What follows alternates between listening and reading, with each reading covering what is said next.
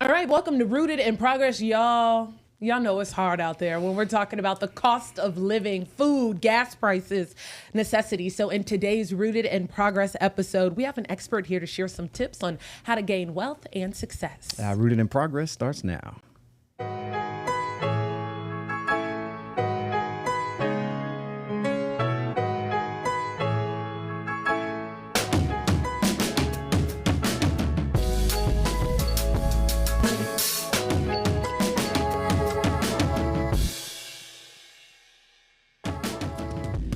Well, good morning. Oh, okay.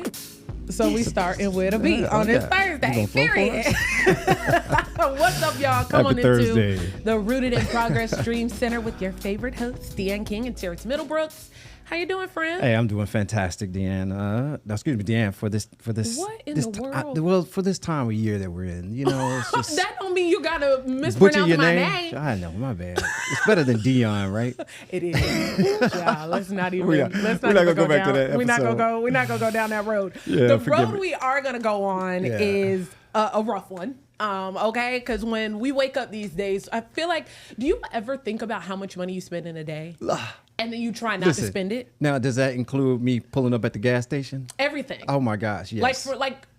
I feel like I wake up and I have days where I'm like, okay, I'm not going to spend any money today. Yeah. And then I get notifications on automatic payments that came out anyway. Yes. And I'm like, I'm screwed. You know, if anything, I try to limit the amount of money I spend just out of my pocket, in general, like gas, lunch, food. So I try to bring my lunch. I try to eat breakfast. In the evenings, I try to eat, of course, eat dinner for sure. But, but yeah, you're right. You know, you always get those notifications from your bank or something that's been deducted, Boom, and you're like, bam, I forgot all about it. You didn't even try to spend it. It's hard out here, man. It is. But we have someone here in the Rooted in Progress Dream Center who is going to help all of us included, get through this very difficult time. Let's give it up for Dr. Renée Baker. She's a serial entrepreneur. She's an author. She's all about women empowerment, but more importantly, a financial expert. We are so grateful to have you here in the studio. How you doing this morning? I am doing fabulous. It's Thursday or Friday Eve. Yes. And I am so happy to be here with you, Deanne and Terrence. Rooted in Progress. You see how she put emphasis on Deanne? Yeah, I gotta get it right because you messed it up. Yeah, I did. and I work with her all the time. He does work with a Deanna. There we go. So I mean, it is what it is. Wow. Thank you. That's the one time in my life I will say that publicly. It's going to be a great show. Why? Because of the love I'm receiving from my co-host. And you have this beautiful orange to match the set. Thank you. Yes, It's going to be a great show. Let's dive into this. Yes. I first want the folks to get to know you. Tell us more. Take the doctor and the serial entrepreneur and the author and everything away. Tell us about who Renée is. Well, thank you for that. I like to start with who I am. And I mean, I'm a mom of three daughters, three adult daughters. I'm a wife, and I am a glammy to the most fabulous little boy, 1-year-old Ace. That's what he calls you, glammy? Yeah, he doesn't know it yet, but definitely a glammy. And I am a big advocate for economic empowerment. And I believe that abundance is our birthright. And one of the things, when, like you said, you strip away all of the titles and everything, and then what are you left with? And I had to experience that myself because I spent decades working in financial services. I sat in the rooms where those decisions were made. I watched people that were smart, that had financial knowledge, and in so many ways look like success they had success, I should say. And I truly believe that we can build lives that look really great on the outside, but don't always feel good on the inside. So Abundance Unleashed is the book that I wrote because I didn't have the framework. So when I talk about money, I first talk about mindset. Then I talk about money, and then I talk about mastery. And that was the framework that I wrote, and that's helped me create, build, and redefine wealth and success on my terms once I transitioned from corporate in 2023. And I like to say I intentionally transitioned from corporate because it was time for me to, believe, one, that it was possible, two, I had the money and the income streams to be able to make a decision.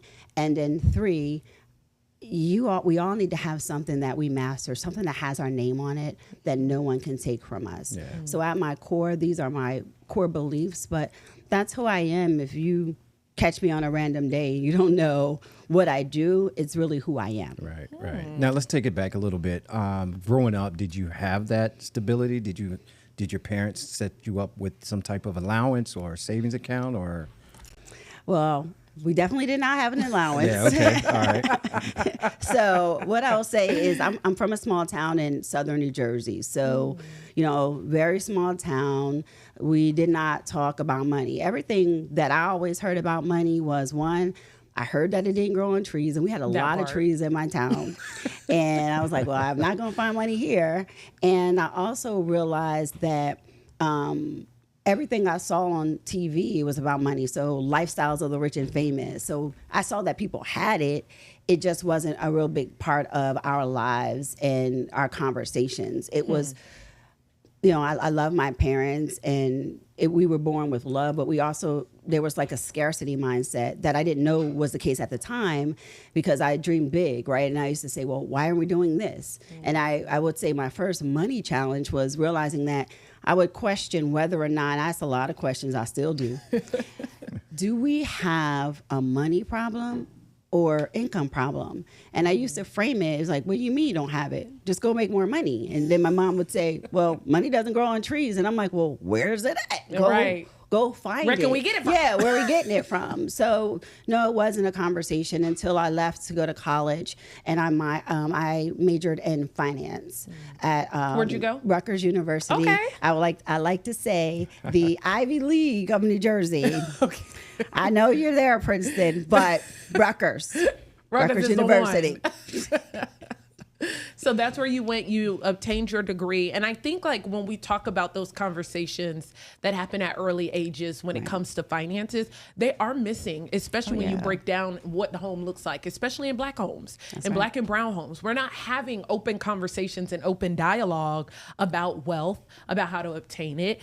And I really feel like there's a difference when like growing up without social media and growing up with it, right? Yes. Because we saw what success looks like. You turn on the television, maybe you read the newspaper and you see like all these successful people and things like that. But it wasn't as in your face as today. No. You got all the content creators, you have all of the celebrity news right at your fingertips, right? Right. So what are your thoughts on starting conversations about wealth, about financial literacy, about how to go in this world and be fiscally responsible, right? Right. When should those conversations be happening in the household? Well, I love this question, especially because it's Financial Literacy Month, financial education, which started as Financial Capability Month in 2004.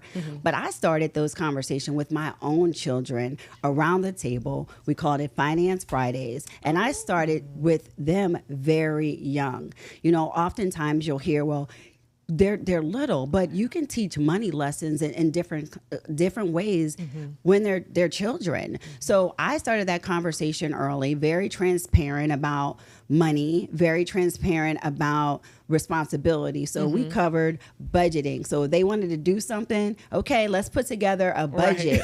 Okay, here's how much money you have. Here's what's possible. We talked about credit scores early and added them to our credit cards, so they had started to develop their own lines of credit. So we started that conversation early, and what I've seen manifest in my 3 daughters is that they are really good with money. They're a little tight, but I'm so grateful that those lessons were instilled in them at such an early age. And I would say it's never too late. I had those conversations with my own parents. The more I learned, I shared. So I always say, just start. There's no, we can't change the past, but what we can do is explore money conversations, have the conversations, have them with your friends. I have my girlfriends, my bougie brunch crew, and we're talking about money. Actually, I just got a text from one of them. They were asking me about their 3 to 5 year retirement plan, and I saw your text, and I'll get back to you, but I'm here. But she's busy right now. We're having those conversations, and I think that you talked about social media. Maybe it's time for us to really start having those money conversations. Just instead of doom scrolling about things that you can't control, let's look inside. Let's leverage the power of social media and access to teach our youth and to continue to educate ourselves around discussions around money. Money should not be taboo. Well, for those that are listening and heard us say that we talked about gas and we talked about food prices, how do you start that right now? You talked about just start. Well, what does that look like? If I'm already tight and stretched thin on just everyday expenses or behind on everyday expenses, how do I build that wealth for my kids? I think I love this question, and thank you for asking it, because one thing I will say first is wealth is such a heavy topic. It is. Right? So when we talk about wealth, it feels so overwhelming. I can't even pay for gas, and you're talking to me about wealth. Yeah. So I want to redefine that and say this. I think the first thing we have to do is we have to start with our mindset. And I'm going to go back to that framework around mindset, money, and mastery, and say to you that first we must start with our mindset. If you're always focusing on what we don't have, what we don't do, what I can't have, what's in front of you, you may miss the bigger opportunity. So let's start with the mindset, and then we get to the money, and then the mastery. Yeah, the mindset. Wow. Yeah, so we can dig into that, but I definitely say your mindset is something that we have the ability to control. Right. And I know we're dealing with some real world issues Tough right times, now, and it is tough out here. And we can control what's in front of us by saying, okay, I know that this is a challenge right now, and I'm going to get through it, right? So once you change your mindset, then you can get to the money part. You know what? I see a lot of missed opportunities. We talked about this a little bit. People are paying for things. You're like, I'm trying to pay for gas. Gas just went up. It just doubled, right? Yeah. My little car just doubled. But I also went back and I looked at all these subscriptions that I was paying for that I didn't even use. Yeah. And I was like, wait, I just gave $1,200 because I was paying $100 a month for something I haven't even touched that was on auto pay. And now I can take that money and replace it. So we have, most people, and I've had this conversation with people who did not make a lot of money and people who have a lot of money. I'm going to challenge everybody to look at your auto subscriptions and see what you're leaking. Yeah. The other thing is, and I'm not going to have the latte conversation, right? I'm not going to say not spending for coffee is going to change your life. But for those that are really looking at it and figure out where are opportunities for you to save money. And then from a mastery perspective, I will tell you that it is never too late to start building ownership. And ownership is what changes the game. If you're going to, and I'm not making any recommendations here, but if you're going to spend $50 a week at Wendy's, for instance, oh my gosh, should we be investing in that? I always invest in the That's like things two value where meals. I'm going to be where you're showing going to up. be Right. paying your money. That's good. So So thinking about it from an ownership perspective, and I guarantee you, even if you I started investing when I was 18 with I don't know if anybody remembers Christmas clubs. We would put $25 a week. And it's old school. I'm really dating myself here. But $25 a week. And then you would put that money aside for the year. And then for Christmas, you would get that check. Yeah. And then that check is what I would use. And that's how I started. I opened my first mutual fund before I knew about dollar cost averaging, and I could have been doing that all along. Do companies still do that? I don't think they still do that anymore. But it's the idea of it. You can take $10 a week and start owning something that's going to compound over time. So yes, I know we're dealing with some real challenges, but that's now. Yeah. Let's start thinking, changing our mindset. Let's focus on opportunities where we can build our own version of wealth, and let's start mastering something so we have ownership that no one can take from us, no matter what economic times we're in. Yes, y'all, that's just the beginning. Yes. We just touching the tip of the iceberg right now. We're gonna take a quick break, but when we come back, we're gonna dive more into Dr. Baker's new book, Abundance Unleashed.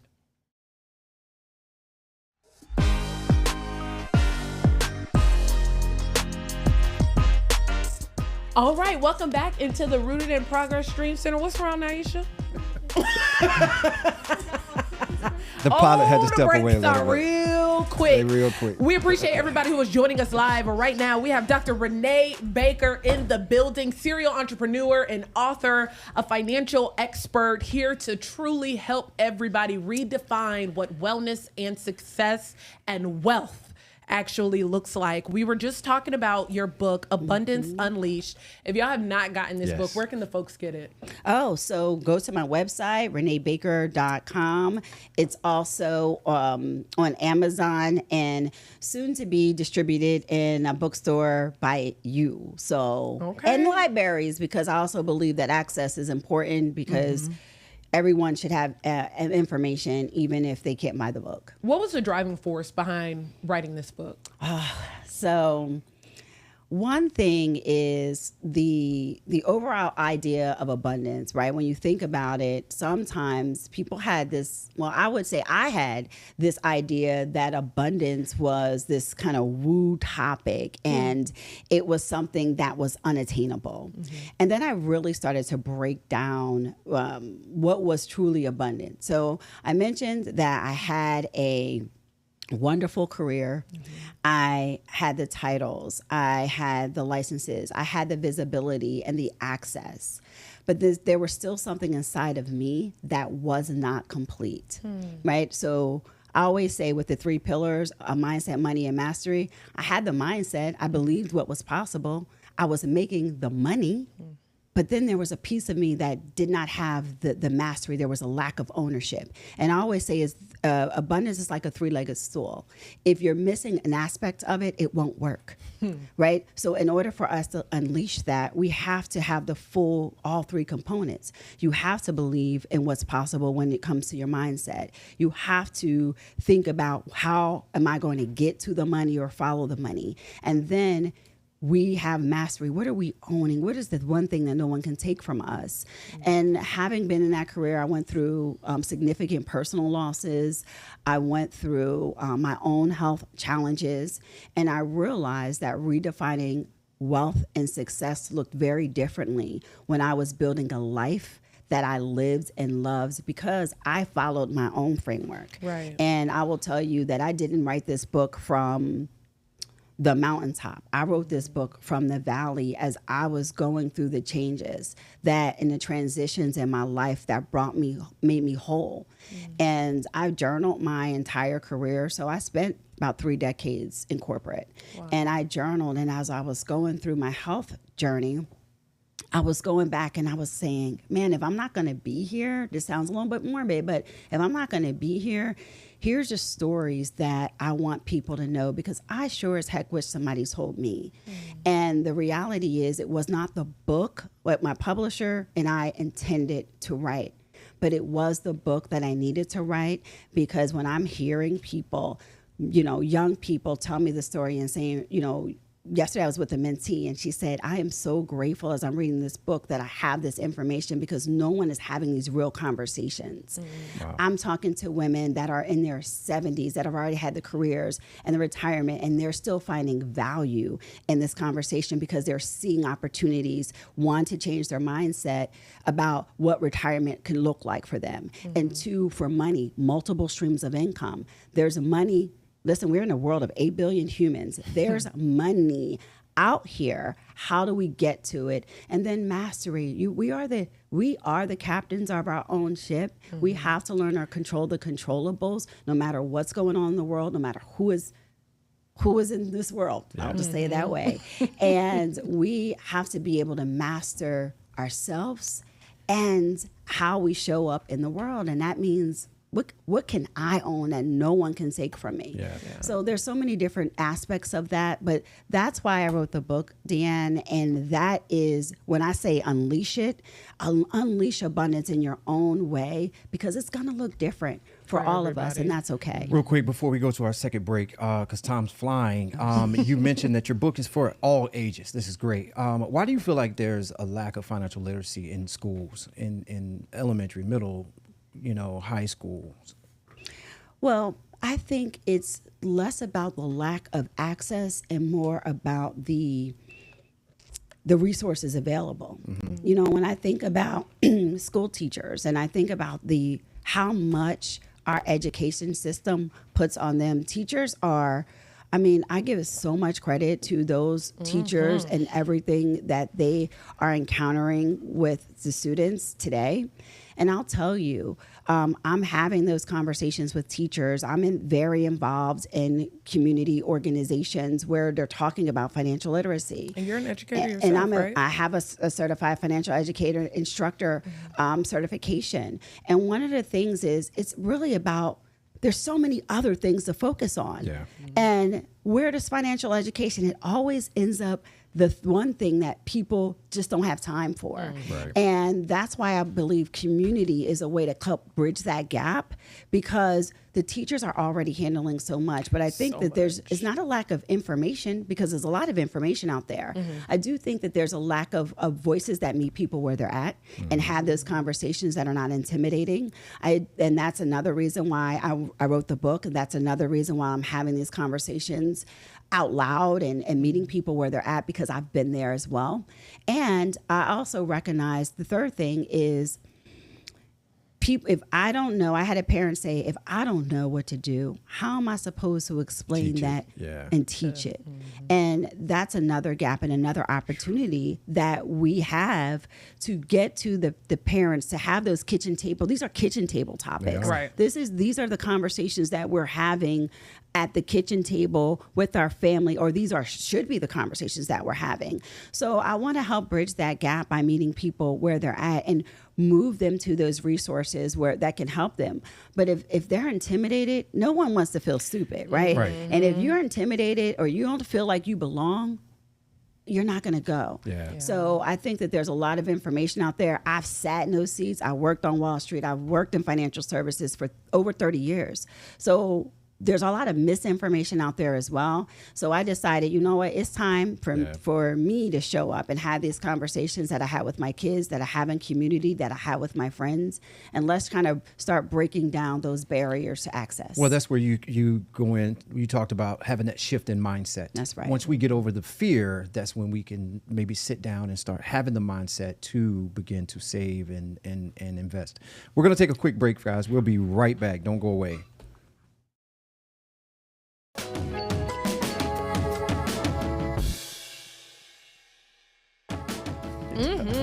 All right, we're in the Rooted in Progress Dream Center with none other than the Dr. Renée Baker. We appreciate you hanging with us today. We're talking about redefining wealth, redefining success. You have dropped so many gems. If you all have not gotten her book, please, please, please go obtain your book, Abundance Unleashed, Redefining Wealth and Success. A lot of tips and tricks on how we can do that exactly, right? Let's start with the fact that folks more than likely should have submitted their tax returns yesterday. If not, you filed for an extension and you got a little bit of time, right?